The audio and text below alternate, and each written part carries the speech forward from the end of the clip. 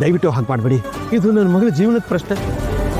ಓಹೋ, ನಿಮ್ಮ ಮಗನ ಜೀವನದ ಪ್ರಶ್ನೆ ಅಂತ ನಮ್ಮ ಮಗನ ಜೀವನಕ್ಕೆ ಬೆಂಕಿ ಇಡಕ್ಕಾಗತ್ತೇನ್ರಿ?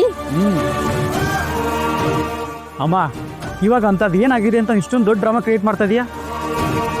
ಏನು ನಾವು ಮಾಡೋದೆಲ್ಲ ನಿಮಗೆ ಡ್ರಾಮಾ ತರ ಕಾಣಿಸ್ತಾ ಇದೆಯಾ? ಆಗಿದ್ದೆಲ್ಲ ನೀನೇ ನೋಡಿಲ್ವೇನೋ? ಈ ಮದುವೆಯಲ್ಲಿ ನಮ್ಮ ಮರ್ಯಾದೆ ಸಹ ಇದೆ. ಈ ಮದುವೆ ನಿಂತೋದ್ರೆ ನಮ್ಮ ಎರಡನೇ ಮಗಳ ಆದಿತ್ಯಗೂ ತೊಂದರೆ ಆಗತ್ತೆ. ಇದೇ ಜಾಗದಲ್ಲಿ ನಿಮ್ಮ ಮಗಳಿದ್ರೆ ಹೀಗೆ ಮಾಡ್ತಿದ್ರ? ಈ ಜಾಗದಲ್ಲಿ ನಮ್ಮ ಮಗಳಿದ್ದಿದ್ರೆ ಅವಳ ತಲೆ ಮೇಲೆ 2 ಕೊಟ್ಟು ಸುಮ್ಮನೆ ಮನೇಲಿ ಬಿದ್ದಿರು ಅಂತ ಹೇಳ್ತಾ ಇದ್ದೆ ನಾನು. ಈ ಕ್ಷಣನೇ ಸ್ಕೂಲ್ ಬಿಡಿಸ್ತಾ ಇದ್ದೆ.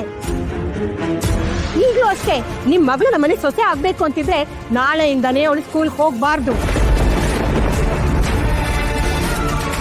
ಇದಕ್ಕೆ ಒಪ್ಪಿಗೆ ಇದ್ರೆ ನಮಗೂ ಈ ಮದುವೆ ಒಪ್ಪಿಗೆ. ನನ್ನ ಮಗಳು ಆ ಸ್ಕೂಲ್ ಮೇಲೆ ಜೀವನ ಇಟ್ಕೊಂಡಿದ್ದಾಳೆ. ನಿಮ್ ಮಗಳು ಜೀವ ಇಟ್ಕೊಂಡಿದ್ದಾಳೆ ಅಂತ ನಾವು ಜೀವ ಬಿಡಕ್ಕಾಗತ್ತೇನ್ರಿ? ನೋಡ್ರಿ, ನಿಮ್ ಮಗಳು ಆ ಸ್ಕೂಲ್ಗೆ ಹೋದ್ರೆ ನಮ್ಮ ಜೀವನ ಎರಡಕ್ಕೂ ಗ್ಯಾರಂಟಿ ಇರಲ್ಲ. ನಿಮ್ ಮಗಳ ಜೀವನ ಚೆನ್ನಾಗಿರ್ಬೇಕು ಅನ್ನೋ ಆಸೆ ನಿಮ್ಗೇನಾದ್ರೂ ಇದ್ರೆ ಅವಳನ್ನ ಮೊದಲು ಸ್ಕೂಲ್ ಬಿಡಿಸಿ. ಆಗ ಯಾವ ಅಭ್ಯಂತರನೂ ಇಲ್ಲದೆ ಅವಳನ್ನ ನಮ್ಮ ಮನೆ ಸೊಸೆ ಮಾಡ್ಕೋತೀವಿ. ಆಗಲ್ವಾ? ಈ ಮದ್ವೆನೂ ಯಾವುದೇ ಕಾರಣಕ್ಕೂ ಆಗಲ್ಲ. ಆಯ್ಕೆ ನಿಮ್ದು. ನಿಮ್ ಮಗಳು ಸ್ಕೂಲ್ ಮೆಟ್ಲು ಹತ್ಬೇಕಾ ಅಥವಾ ನಮ್ಮ ಮಗನ ಜೊತೆ ಹಸೆ ಮನೆ ಹತ್ಬೇಕಾ ಅನ್ನೋದನ್ನ ನೀವೇ ನಿರ್ಧಾರ ಮಾಡಿ.